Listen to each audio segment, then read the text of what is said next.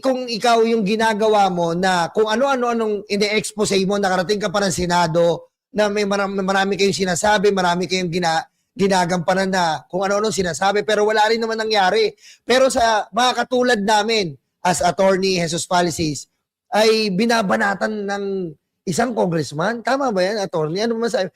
Yun talaga tinatawag natin, freedom of speech di ba? Yeah, actually, he's my first. Virgin ako eh. Virgin. Oh, he broke the virginity kasi he's the first one to file a cyber libel case against me, sitting congressman siya. Lahat ng mga previous ko, 3 na cyber libel, kinasuhan ako, dismiss. Napadismiss natin yan. Lahat ng mga nagsampa before. Pero hindi kasi sila sitting congressman. So, in fairness kay Kong Toby Chanco, he made me a legit press person. Kasi badge of honor yan eh. Magka-libel case. From a congressman, president, senator. Yes. Pag kinasuhan ka ng isang politiko. Trophy. Yes, pag kinasuhan ka ng politiko, ibig sabihin, talagang nakaabot yung sinasabi mo sa kinauukulan. Di parang Yung kinauukulan, binukulan. Nabukol sa salita. Imagine napaka balat sibuyas just for words. Nagkaso siya. Siya nga, manghang din siya magsalita. Yung sinasabi mo. Di ba? Sa kung ano-ano expose kuno ang sinasabi niya, nakarating pa ng Senado. Ito, ang nakakalungkot, for example, si Kong Toby, kaya niya magsabi ng mga kapwa kongresista niya, nakakuha daw or baka nakakuha ng 150 million last year. Yes. Just to vote for the impeachment. Yes. Saka nagaling yun pinagkakalat ngayon, 150 million. Soft and hard projects. Di umano. Kung kaya niyang mang-criticize at kung kaya niyang mag-expose ng mga kapwa niyang kongresista, ako ba dahil hindi ako congressman, kakasuhan niya ako ng libel? Siya nga hindi siya kinakasuhan ng libel ng mga kapwa niyang kongresista Diba? So, ang tawag dyan, Yolo, sa sa freedom of speech, if you can't take the heat, get out of the kitchen. Bakit ka pa pumasok ng kusina? Bakit ka magluluto kung hindi mo naman kaya yung init sa kusina? Di ba? Pag nakikita ka nga daw, napapakante. Nasasaktan ako, oh baby, tuwing nakikita ka. Napapakanta siya si Sir Toby. Grabe. Ano ba yun? Si April Boy ba yun? Aegis. Aegis pala. Hindi ko kasi panahon eh. Ito naman, ang sakit naman nun. Pero, attorney pero ako, naniniwala ako kasi sa minsan nga, yung mga content ko, talagang binabase ko sa'yo Kasi, yun ang maganda hindi yung content na sobrang bias, yung content na mapapaisip ka, ganun kasi yung balance na binibigay mo sa social media. Mapapag-isip ka, mapagtatanto mo, kung tama o totoo o hindi o mali, di ba? Tsaka yung mga kinaso sa akin ni Kong Toby, lahat ng mga ilan ba? 38 counts, mga posts, 38 posts. Lahat ng kinaso niya o rinireklamo niya, meron akong rinireactan.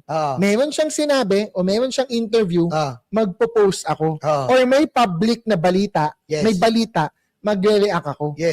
So apparently, naiinis siya sa reaction mo. Criticism. No, hindi naman yung reaction. I would agree na siguro nakakasira ng reputasyon niya.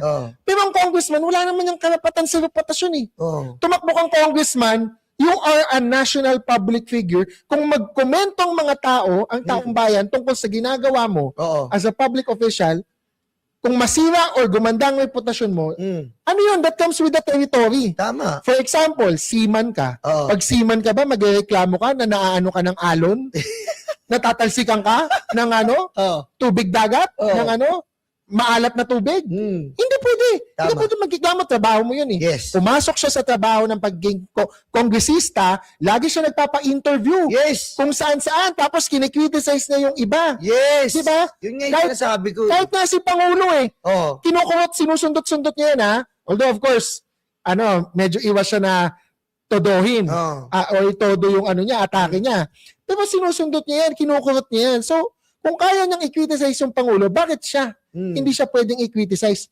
Si VP Sara nga, si PBBM kung ano-ano mga criticism Yes. ng mga tao Sila ba nag-file sila ng cyber libel Oo. against anyone? Tama. In fairness kahit kay VP Sara ako hindi ako supporter ni Sara. Pero never ko siya narinig na nagkaso ng cyber libel. Oo. Ang kinaso niya perjury. Iba 'yon, 'di ba? Kay Ramil. Na talagang mali yung sinasabi. Pero yung paninirang puri which is libel, wala siyang kinasong ganun kasi alam niya pinasok niya Tumakbo ka for elective office, binoto ka ng tao, imposible namang hindi ka pag-usapan ng tao.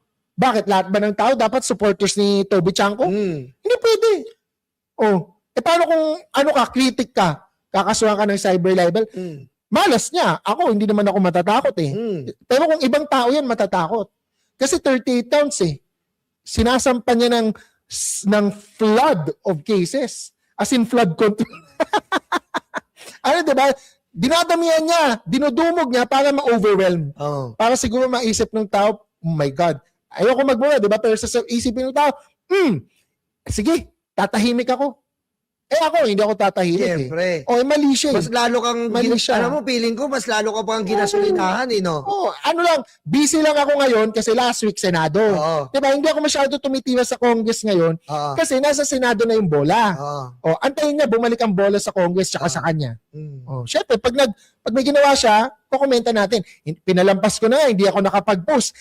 Hindi dahil sa hindi ko gusto, hindi ako nakapag-post dahil sobrang busy sa Senado. Yes. Natabunan yung balita na bumoto si DDS Toby Chanko for the impeachment. Yes, the Si Sara, kung ano-ano pinagsasabi niya noon na binabayaran ng mga congressman para bumoto last year. This year ba? Binayaran ng mga congressman? Nagtatanong lang tayo This year ba? Nakatanggap din siya?